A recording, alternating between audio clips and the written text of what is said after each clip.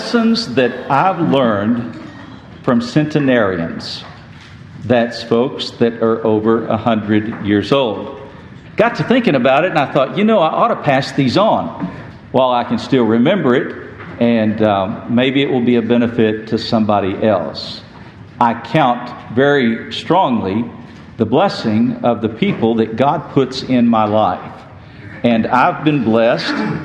There's 6 that I'll mention this morning, 6 individuals that I've known very personally that I was very much impacted by their example and by their life. And all of them live to be over 100 years of age.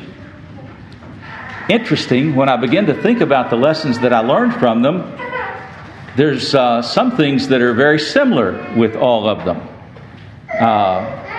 And you'll pick up on that here shortly. Elder Robbins at Salisbury tells a story about an old brother at the church in North Carolina. I think his name was Brother Hopper. And he was past 100 years of age. And his job was to go around and pick up the elderly sisters and bring them to church. And he was still doing that at 100 years of age. And he had a car full, I think 3 elderly sisters that he would pick up and bring to church. And one Sunday morning, they pulled up in the church parking lot and nobody got out. And so finally they did. And when they came inside, somebody asked one of the elderly sisters, said, "What took y'all so long to get out?" And they said, "We were waiting on Brother Hopper to open the door for us."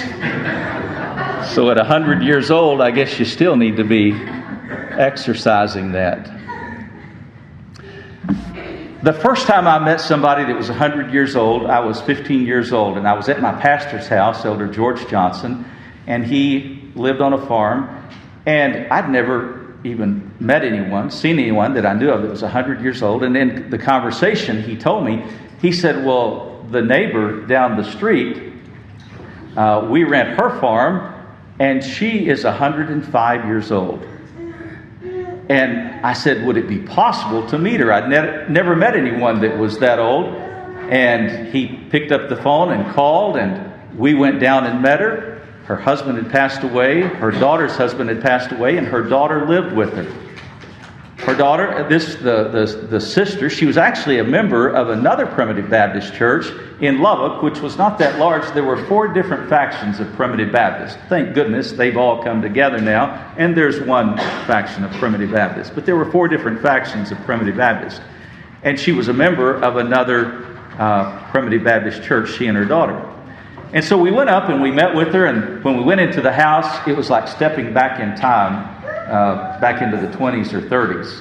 One of the things that struck me when we walked in is that they had a big TV, and when one would go out, they would just put another one on top of it, and there were 3 televisions sitting there with only one of them that were working.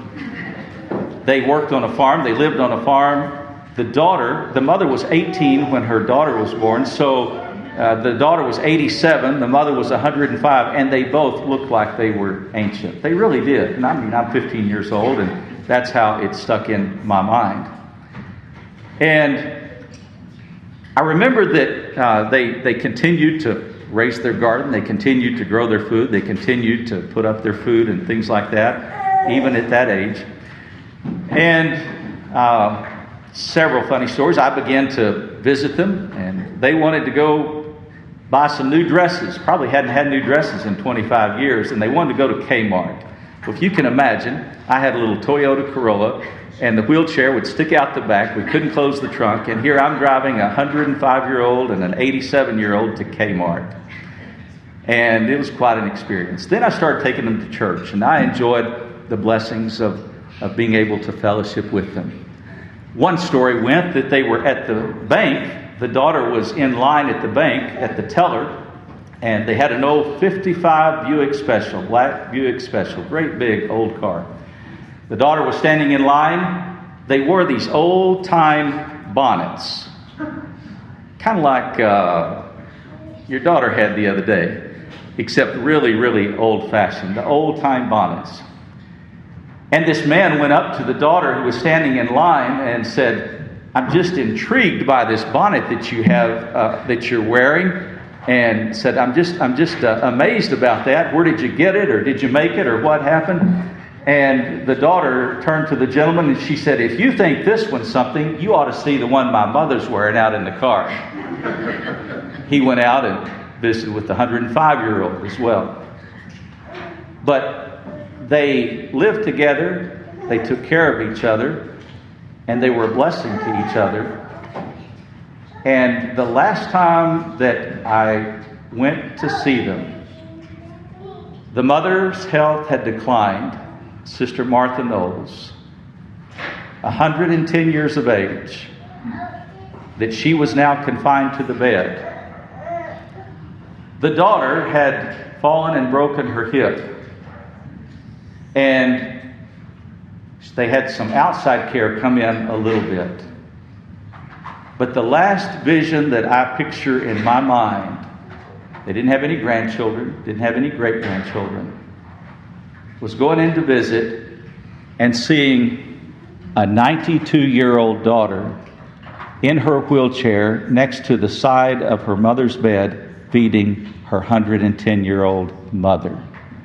I can see that in my mind just as clear as it could possibly be. I never heard the daughter complain about the care that she made for her mother, and I never heard the mother complain about the situation that she was in. And it was stamped into my mind. And the first thing that came to mind was this. I was about 20 years old at the time. I thought to myself, I've learned a lesson here that I personally don't have any excuse or reason not to care for my parents. If a 92-year-old can do it, then I certainly can. So when I think of Sister Martha Knowles and Sister Melissa Peak, I think of Galatians chapter 6, where it says that children are to obey their parents in the Lord, and that you're to honor your father and mother, and that there's two things that will go along with that. Number one, that it will go well with you. Doesn't mean that it's going to go perfect, but what it simply means is going to go a little better than average. That's what it means. It means you're not going to have the deep valleys that you would have without that. And he says there's two promises: that it will go well with you and that your days will be long upon the earth. Now, my pastor preached the message for the old Sister Knowles when she died, and the daughter who he went to speak to after the service, Sister Peak, was there, and she was 92, and she said, Elder Johnson, she said, I wouldn't take anything in the world for taking care of my mother, but she said there's no telling how many years it's taken off my life doing it. Well, she lived to be 92 or 99 herself.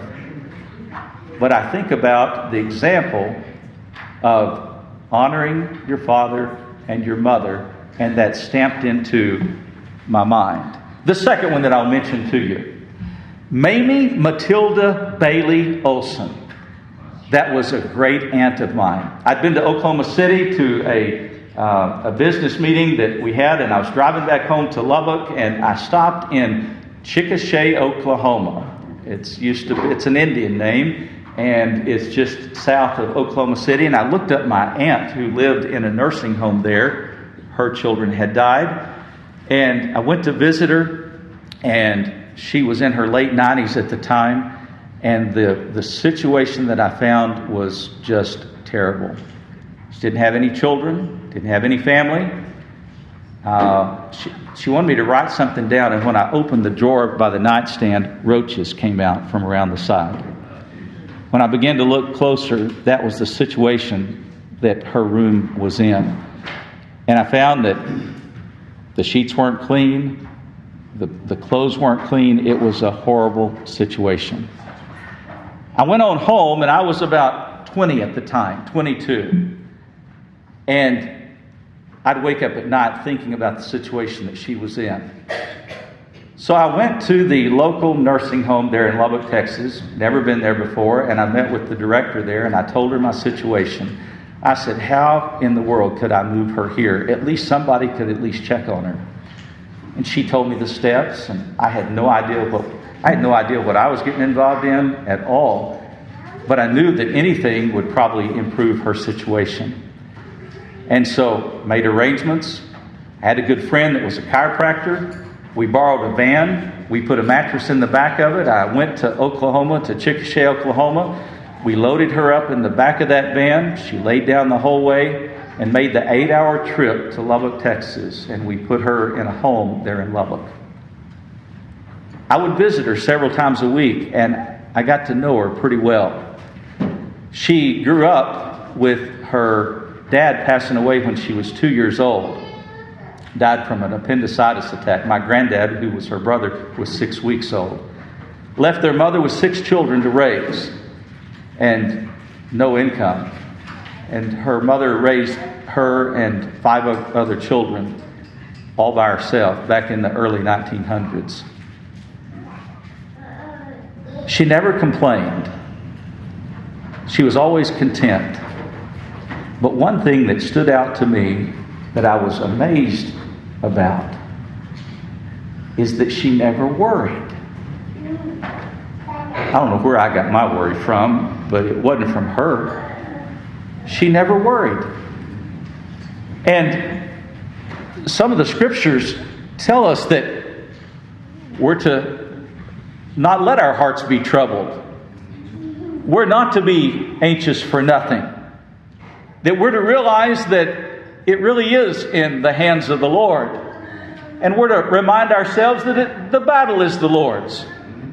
And so when I think of my Aunt Mamie, I'm reminded and I rejoice to know that she didn't set an example of worrying all the time. And it didn't really change a lot of things when I worry, but I'm still more prone to do it. Said, there's several sayings that a lot of people waste today because either we live in regrets or we live full of worry. We're living in the regrets of yesterday, or we're worrying about tomorrow. And then the blessing of the day will be removed from us because we spend our time worrying. And I heard someone say that you can't worry and pray at the same time. Now, I kind of think you can a little bit, but if you pray hard enough, and if you pray long enough, the Lord may help you to overcome worry. Anybody here that worries? I'm so glad to know misery loves company. I'm glad to know that I'm not the only one that worries. But it's a blessing when we meet somebody that their life's not given to worry. In fact, some folks that you might meet, they may worry if they don't have something to worry about because they're so prone to worry. Just think you have to be in that mindset to worry. Well, when I think of my dear Aunt Mamie, she was not given to worry. She lived to be 102. She outlived her family. She outlived her friends. She outlived her health. She outlived all of those things, but she didn't worry about it. She trusted in the Lord. And so that's a great blessing for me. The next one that I'll mention that was such a blessing. Elder Compton. Elder Compton has been a blessing. He's the first person that I met when I moved to Maryland when I was visiting Maryland back in the early 1990s. My pastor knew him, and I went to his house, and he and Sister Compton made a meal, and we had a wonderful time of fellowship. And then I would visit the Columbia Church and visit Mount Carmel Church, and ended up just really, the Lord knit our hearts together. Many of you knew Elder Compton. The first two you didn't know, but the next ones that I'll mention, most of them you will know. Elder Compton's favorite verse was Ephesians 4:32, "And be ye kind one to another, tender-hearted, forgiving one another, even as God for Christ's sake hath forgiven you." Isn't that a great verse? I don't know if it's on his tombstone, but it probably ought to be. What a wonderful verse. He said, be ye kind. one to another. I mean, that's a really good philosophy to live by. Elder Compton lived by that philosophy. Tender-hearted. He said, forgiving one another, even as God for Christ's sake hath forgiven you. What a great blessing that is. Here's some verses that I think of when I think of Elder Compton. Grace, you remember Elder Compton real well. Your family was so much involved in his care. He came to live in my home for 2 weeks and ended up living there about 2 years. And it was after he was 100 years old. Brother Charles, your mother did a wonderful job. Sister Chrissy, Sister Geraldine Lee did a wonderful job caring for Elder Compton. He was depressed after his wife of 76 years had passed away, and they began to encourage him, nurse him back to health.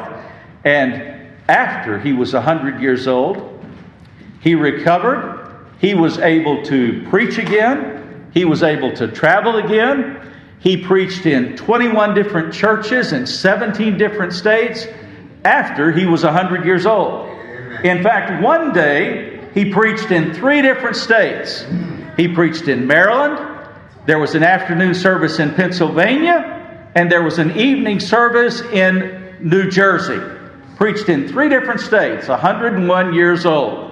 Pretty remarkable. So when I think of Elder Compton, I think of the verse that we mentioned about being kind and tender-hearted and forgiving. But I also run over to Matthew. And I think of the verse in Matthew where it tells us that we're to seek first the kingdom of God. It was a priority in the life of Elder Compton, and he wanted to be used in the service of the Lord as long as he lived. In fact, Brother Charles, your brother would remember this, the last few messages that he preached here at Mount Carmel, he preached out of the last chapter of the book of Matthew, and he preached about the power of God. And he said, you know, I've begun to be able to see the power of God in everything I see. He said, even in the grass of the field, I can see the power of God. I can see the power of God in the sun and the moon and the stars and holding this earth together. He said, you look all around. He said, God, who created all things, also upholds all things. And he said, I can see the power of God. And it was almost as if there was an urgency that he had to deliver those messages. And then God called him home. What a wonderful blessing that was. Seek ye first the kingdom of God and his righteousness. Another one, blessed are the peacemakers, for they shall be called the children of God. Now, I want to just share this experience. Elder Compton told this experience. I may or may not have told you. If I have, please forgive me. Elder Compton told this one experience. He said, I believe in seeking first the kingdom of God and his righteousness. He said, I didn't always do that. He said, there was a time that I thought that he grew up in North Carolina in a log cabin with a dirt floor, 2nd grade education. His wife taught him how to read. He ended up taking care of the clocks in the Capitol and the White House. Ended up being a craftsman, self-taught, making clocks himself. He ended up doing all those things, and he did it with a 2nd grade education and with his wife teaching him how to read. Here's one example that Elder Compton shared. He said, I thought I had to work 7 days a week. Now, I believe that sometimes you may be called to do that, but generally not. And if you are, you ought to be praying that God will open a door where you don't have to, if you are. He said, I learned early on that when I went to work in 6 days a week instead of 7 days a week, he says, what I made in 6 days a week went a whole lot further than what I made in 7 days a week. He said, I could get by on less. The tires lasted longer on the car. The shoes lasted longer on the children. He said it was amazing how much better we could get by working 6 days a week rather than 7 days a week. Things went so much better. He said, I was farming a little patch farm outside Washington, D.C. that we had bought.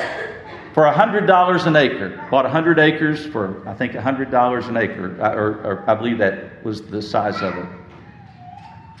And he said I was growing grass on the field, and he ended up they supplied grass, sod for Arlington Cemetery. And he said, this little patch farm that we had, because we'd grown up on a farm, we wanted to raise vegetables and have a garden and just be outdoors. And so we bought this at the edge of town. He said this man stopped by one Friday afternoon, and he said, "Sir, I want to buy a little corner piece of this ground." And he said, this was back in the 60s. He said, "I'm willing to give you $100,000 for a little piece. No, I'm willing to give you $90,000 for this corner piece of ground." Elder Compton said, "I thought that man didn't know what he was talking about, because he said I didn't pay but $10,000 for the whole farm, and all he wanted was just a little," he said, almost like a postage stamp piece for the farm. Elder Compton said there was things going on that I didn't know about. He says, "I found out later that they just announced that they were going to put Dulles Airport in right next door to me." He said, "We had a chain link fence that separated us from Dulles Airport." And he said, "I found out later that this man wanted this little piece of ground for a 7-Eleven to put in." And he said, "I told the man," it was a Friday afternoon, he says, "I told him, I really didn't have time to think about it or talk about it right now. I've got something more important." And the man said, "Sir, I have my checkbook right here. What's more important than making money?" Elder Compton said, "He asked me, so I just thought I'd tell him. I've got a church meeting I'm going to." He said the man couldn't even relate to what he was talking about. But he said, "That's far more important to me than hearing you out on a transaction that you're offering." He said the man just was perplexed. He got in his car and he drove off. Elder Compton said, "I went to the church meeting." It was a weekend church meeting. And he says, "I didn't want my mind clouded by that transaction. I didn't want to be thinking about it." He said, "I went on to the church meeting." He said the next Monday, the man came back. He had his checkbook again. He said, "All right." He says, "I get it. You're just not satisfied with the price. I'll give you $100,000. Elder Compton said, "I'd have been happy with the $90,000. But he said, "God gave me an extra $10,000 because He blessed me in honoring Him to put the church meeting first." Elder Compton was, he wanted to be helpful. He liked to restore old church buildings, even up into his 90s. And he was very, very active. Even still drove up until around 100 and was just very with it mentally and physically. Brother Danny, would you hand me this? This is a prop for the service. I'll hand it back to you in just a second. So I asked Elder Compton, who would plane the wood from trees, I said, "I want the first clock that you make after you turn 100 years old. This is it." He was 100 years old when he made this right here. What a craftsman. He could have said, "My wife has died. I'm old. I'm pitching in the towel." But he said, "I still want to be productive. I still want to help with the Lord's church. I still want to be an encouragement to people." He did marriage counseling until he was 102 years of age. And when I think of Brother Compton, I think about these blessings that he put the Lord first. So when I say that some of these lessons I've learned, you are very much like the people that you're around. And I thank God for sending me these 100-year-old folks that have lived by these examples. As I was jotting down the notes and the thoughts, I couldn't get it on one page, and I began to put it on two, and then I thought, well, I shouldn't be surprised. It's a total of 600 years of life. It's not likely that it would fit on a couple of pages. But what a blessing that God has put it in those old folks to share with us that we can learn, that it'll impact our life and that our life will be different. I think of these things when situations come my way. I think of the example that they set, and it makes a difference in my life. It really does. The next one I'll share. All of you knew her, and I've got to speed up because we're getting down. Most everybody knew Sister Barbara Dixon. Now, you may be saying, well, she didn't make it to 100 years of age. She almost did. She was 99 and 9 months. And she wanted to live to be 100 so bad, and it became apparent that she wasn't quite going to make it. So they had a big party for her at the nursing home to celebrate her 100th birthday, so she would think she lived to be 100 years old. And we went up there, and this is what I told her. And Corbin, your dad, is the one that gave us this thought right here. He said, you go up there and you tell her she is 100 years old. Because you're starting with conception, not birth. And there was life at conception. And so you go tell her she's 100 years old and she made it to 100. And I tell you, that old sister just happy as she could be. She was waiting to go on until she made it to 100. And when she found out she was 100, she was ready to go. Now, everybody that remembers Sister Barbara, she was about the size of Carla, except stooped over. Just little bitty tiny. And her husband was like Goliath. You remember last week? Brother Dixon, in his prime, I'm sure Brother Farrington knew him. He's probably 6'5", 6'6", great big, stocky man, and this little bitty tiny lady. Well, when his health began to fail, he was on dialysis 3 times a week, and the ambulance would come. Sister Lee knows this. She was there, and Brother Tom overseeing the care. The ambulance would come to his house 3 times a week and would pick him up and take him to dialysis. When it got to where he couldn't walk, Sister Barbara ordered a hospital bed in their little bungalow house and put the hospital bed right in the middle of the living room. So he could see her in the kitchen. He could see her in the living room. He could see her, and as long as he could see her moving around, he was just as happy and content as he could possibly be. She cared for him, this little 95-year-old lady, caring for this giant of a man in her hospital bed there in the middle of her living room. And I thought, what a tremendous example that she is. But she said something to me. And when Sister Barbara talked, you listened. She wanted, and if she didn't think you heard her, she'd repeat it. So you better listen the first time. And she'd have little tidbits of lessons that she would give. And she looked at me, about 98 years old, 99. And she looked at me and she pointed her finger at me. And I can just see it just as clear as if it was yesterday. And she said, Elder Bloyd, remember this. Sometimes the best words said are the ones left unsaid. You know what? That's helped me a whole lot. I've thought about it. I don't always use it, but I always think about it, and I try to. Now, why is that so important? When I think about Sister Barbara, I think about the example she was in caring for her husband.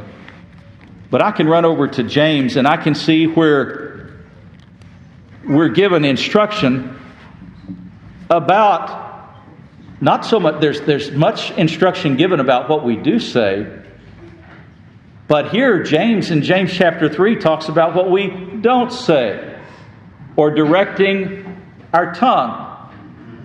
And he says that we can take bits and put them in the mouths of horses, and we can direct a horse to go in one way or another.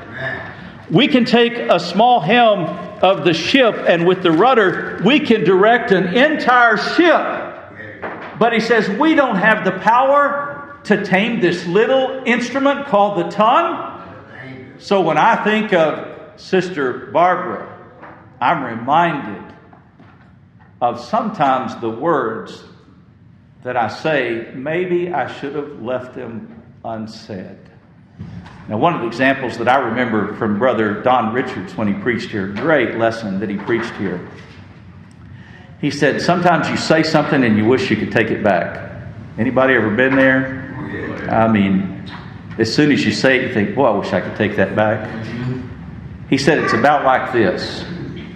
When you squeeze some toothpaste out on the toothbrush and you get too much toothpaste on the toothbrush, you ever try to put it back in the tube? You just can't get it in there. You make a bigger mess. And he says that's the way it is. When we say something that we shouldn't say, we can't take it back. I think of Sister Barbara when she would remind us of that. The next one that I'll mention. Corbin, your dad's involved in this one as well.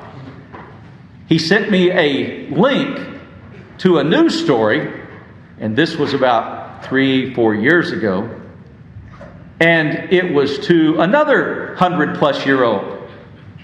In fact, it was to the oldest barber in the world. And so I looked at the link, I looked at the site, and I saw that his barbershop was in New Windsor, New York, an hour and a half from New York City. And so Brother Danny and I were at the church meeting in New York, and I said, what do you think about going to get a haircut? He said, I'm all in. What's the deal? And I showed Brother Danny the video of this 107-year-old still working every day. And so after the church meeting, Brother Danny and I head to New Windsor, New York, and we pulled up, and you couldn't help but recognize who the 107-year-old was. He was standing there working. You could see in this big picture window. And we ended up going back a few times and talking to him and getting to visit with him. And he would talk about the blessings of the Lord. He would go every day to visit his wife's grave and pray at his wife's grave. He and his wife had been married 70 some odd years. And he didn't even wear glasses. I asked him, I said, do you not wear glasses? He said, glasses are for old folks. Here he is, 107. It was a blessing to be able to talk to him. He said that when he started, he said, my family needed some help. And he said, I went to work cutting hair at 10 years old. He said haircuts were 10 cents. It cost 10 cents to get a haircut. But he said, my family needed help. And he said, there was a bunch of children. And he said, so I've been cutting hair ever since I was 10 years old. He was 107 at the time. I talked to, I think maybe Brother Danny did as well, I talked to the shop owner. She said, you know something about Anthony? Anthony Mancinelli was his name.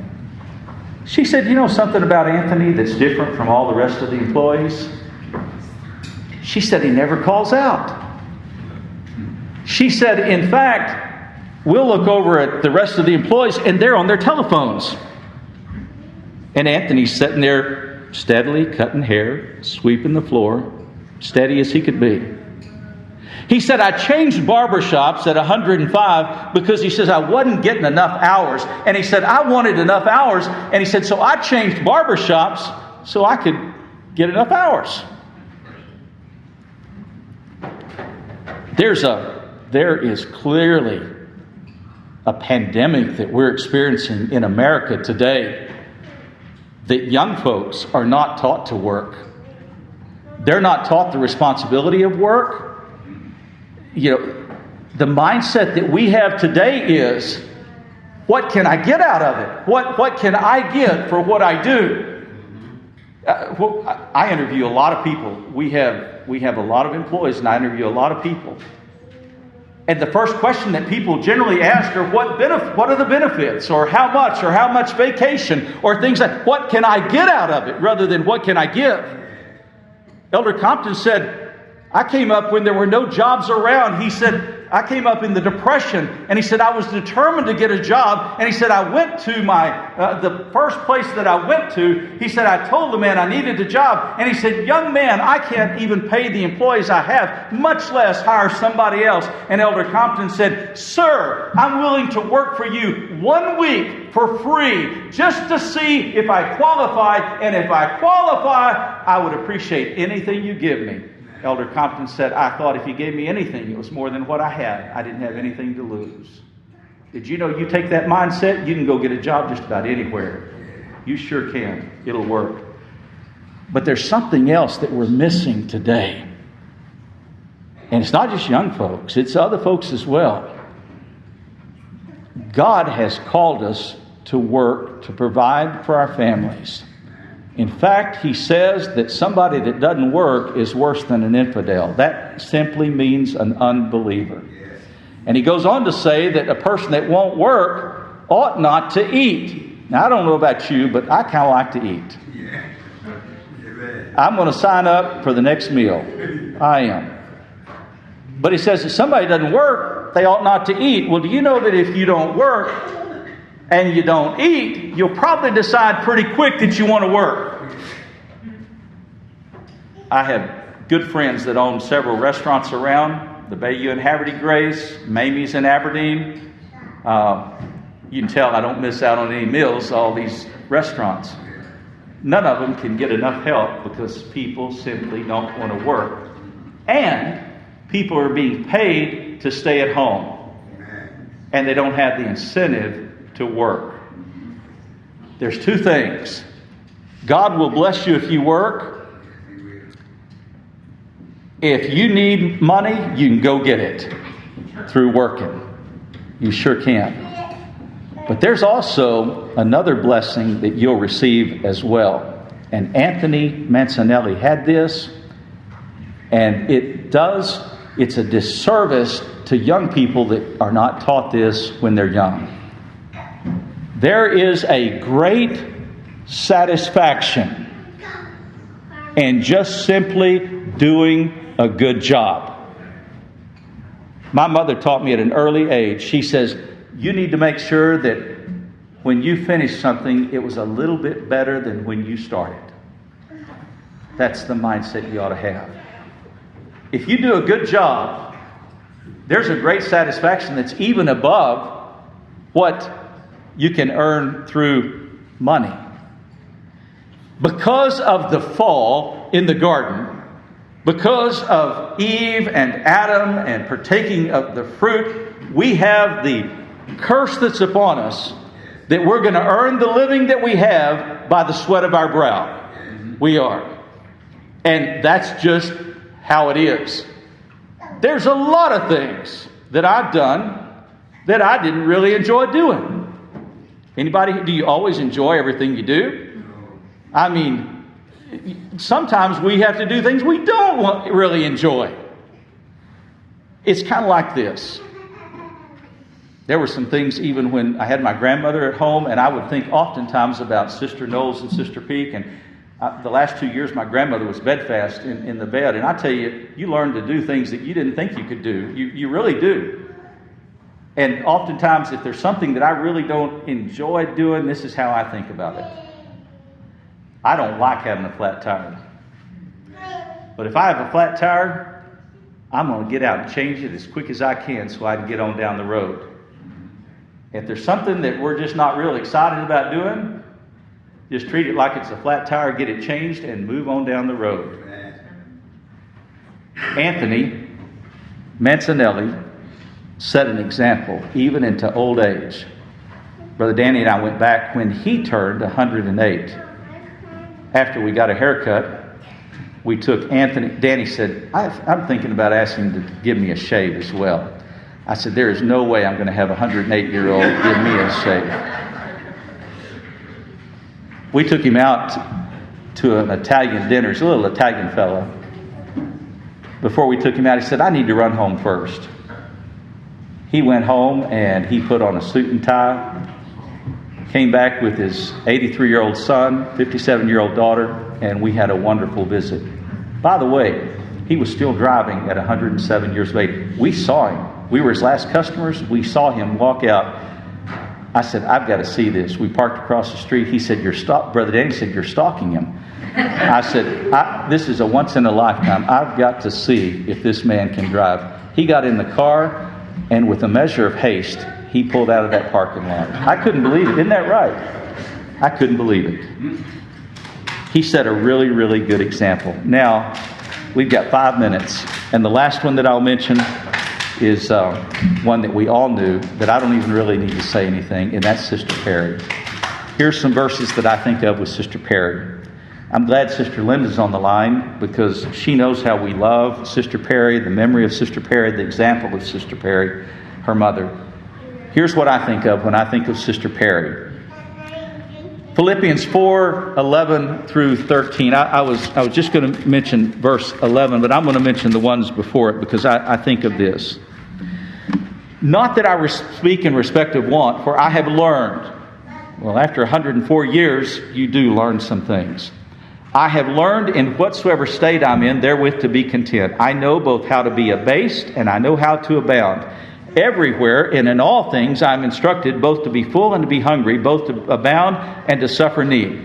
And here's the one that describes Sister Perry. This is not the only one, but this is one that describes her. I can do all things through Christ, which strengtheneth me. She lived by that philosophy. Charles, your mother was so excited when she came to church one day. Sister Laura was so excited. She had celebrated her 83rd birthday, I think, and her family had given her a party. And she came to church that night, and she sat down next to Sister Perry, who's almost 100 years old. And she said, today was my birthday, and my family had a party for me, and I've had such a good time. And Sister Perry said, well, Laura, how old are you? She said, I'm 83 years old. Sister Perry said, why, Laura, I can't even remember when I was 83 years old. I can do all things through Christ, which strengthens me. Amen. Psalms chapter 100. Enter into his gates with thanksgiving, and enter his courts with praise, and be thankful unto him, and bless his name. And Colossians chapter 3, verse 15 reminds us that we are to be thankful. Sister Perry said, I get up every day and I start thanking God for his blessings. Every day. Can you imagine? No wonder the Lord kept her around so long. He probably delighted in her getting up every day and praising him with a thankful heart. I said, Sister Perry, how is it? I said, you always have such a wonderful, positive attitude. I said, it's amazing. You've lost one leg. You've lost other parts of your body. You've lost a child. There's so many things against you. How is it that you can maintain such a positive attitude in every day? And she said, Brother Stephen, I learned a long time ago. She said that if I get my attitude right early in the morning, she says everything else falls in place. That's a blessing. I don't always do it, but I learned it from Sister Perry. And I try. And even when things are down and when things look dark and gloomy and it looks like the end of the road, I remember that God is in charge. And the same God that provided for Sister Perry provides for you and I as well. He holds us up and he gives us strength as well. We ought to have a thankful heart. We ought to. Such a blessing. I'll wrap it up with this. Some of you were here. No, probably not many of you. Maybe not any of you were here when this happened. But you may remember me telling you about it. Brother Kilby might have been here. One day we get to church here at Mount Carmel. And I'm telling you, it was almost like it was staged. I didn't pick up on it for a few minutes. I came in with Brother Compton. And he was past 100. We get to church, we're the first ones here. Then, here comes the Dixons in their 90s. Then comes Sister Hayes, popping in here, full of energy. I mean, she was full of energy. in her 90s. Then here comes the 80-year-olds, about 10, 22 or so. I mean, I know their ages or about, so it was as if it was planned and it was staged. The 100-year-old comes first. The 90-year-olds come in right after that. Then here comes the 80-year-olds. And then the 70-year-olds come in. And then everybody else comes in. And I thought to myself, no doubt it took a whole lot of effort for the 100 years. I know it did for the 90-year-olds. Now, Elder Compton, it didn't take a lot for him, but the Dixons, it took a lot of effort. But it was kind of like this. Old Sister Reynolds. It was Elsie and Ethel Reynolds. He was the deacon at the church at the London track. I went to see old Sister Reynolds. She was in her late 80s at the time. She said, Brother Stephen, it's so hard for me to be able to go to church. She said, I can't get up in the morning and get ready to go to church. She said, so what I do is I start on the Monday before. She said, I'll cook my casserole one day. She said, I'll lay my clothes out another day. And she told all the things she did each day of the week so that when Sunday came, she'd be ready to go to... She didn't have to get ready to go to church. She was ready to go to church. And she'd been getting ready to go to church all week long. Those are some of the lessons that I've learned from 100-year-olds plus. Sister Dolan was almost there. She was 99 and almost there. She raised her great-granddaughters, never complained, buried all of her children, just never full of complaint. I see a consistency in those that God has blessed to cross my path that were past 100 years of age. They weren't filled with complaint. They had a strong constitution. They had a strong faith in God. They loved to serve God. They wanted to do something that made them feel like that they were still beneficial and being used in some capacity. I see those things. If I could be blessed like them, I'd like to be 100 years old.